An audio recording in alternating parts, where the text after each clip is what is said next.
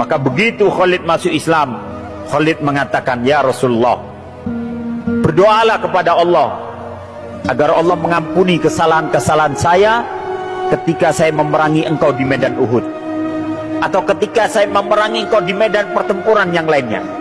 Mohon ampunkan saya," kata Khalid. Dan sebagai gantinya, sebagai tebusannya, semua perhiasan yang dipakai oleh Khalid dilepas. Karena ketika itu masyarakat jahiliyah, Pak, mereka juga pakai emas, Pak, gelang, kalung dan sebagainya. Dilepas, diserahkan, saya infakkan kepada kaum muslimin. Begitu pula pedangnya, dia hendak serahkan kepada Nabi. Kata Nabi, "Jangan kalau yang ini. Engkau dulu memerangi kami dengan pedang ini. Sekarang pedang ini yang akan memerangi orang-orang kafir itu dengan pedang ini. Anta Saifullah al-Maslul. Engkau adalah pedang Allah yang senantiasa terhunus." Itulah Khalid bin Walid. Karir Khalid bin Walid sebagai panglima dalam Islam itu dimulai ketika terjadi perang Mu'tah. Jadi selama dia sudah masuk Islam, dia ikut beberapa pertempuran, tapi dia prajurit biasa, Pak. Begitu dalam pertempuran Mu'tah, pertama kalinya kaum muslimin harus menghadapi Romawi. Ketika Nabi mengirim utusan untuk melakukan perjanjian damai dengan orang-orang Romawi, ternyata mereka membunuh utusan tersebut. Kata Nabi, tidak ada sebuah kejahatan yang paling besar kecuali membunuh seorang utusan yang membawa perjanjian damai. Romawi menginginkan pertempuran dari kita. Pepatah Arab mengatakan, "Asadul yaum khairun bin ghanamil abad." Menjadi singa sehari itu jauh lebih mulia ketimbang menjadi kambing sepanjang masa. Kita akan hadapi Romawi, kata Nabi. Maka Nabi mengumpulkan 3.000 pasukan. Terkumpul itu pasukan. Sementara Romawi berhasil mengumpulkan 200.000 pasukan. 3.000 pasukan melawan 200.000 pasukan. Berarti satu orang muslim harus menghadapi 66 orang Romawi. Apakah ini cuma kekuatan fisik belaka? Tidak. Demi Allah yang telah mengangkat langit tanpa tiang, itu adalah kekuatan akidah. Awalnya Nabi yang akan memimpin langsung pertempuran ini, tapi sahabat melarang, "Jangan ya Rasulullah, Mu'tah itu terlalu jauh, dia berada di wilayah Romawi, sementara kami membutuhkan Anda di sini." Akhirnya Nabi berpesan, pasukan ini akan dipimpin oleh anak angkatku, Zaid bin Harisah. Kalau Zaid gugur, dia akan digantikan oleh sepupuku, Ja'far bin Abi Thalib. Kalau Ja'far gugur, pasukan ini akan dipimpin oleh sahabatku, Abdullah bin Rawaha.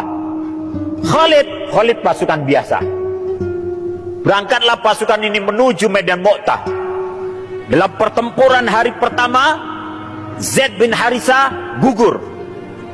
Bendera yang berwarna hitam itu dikibar-kibarkan oleh dia, tapi tancapan panah terlalu banyak.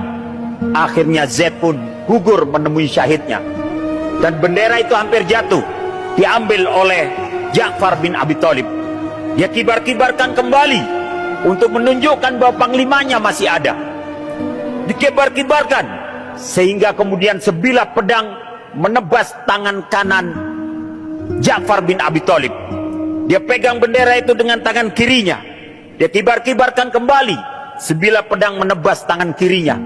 Dia apit dengan sisa tangan yang ada.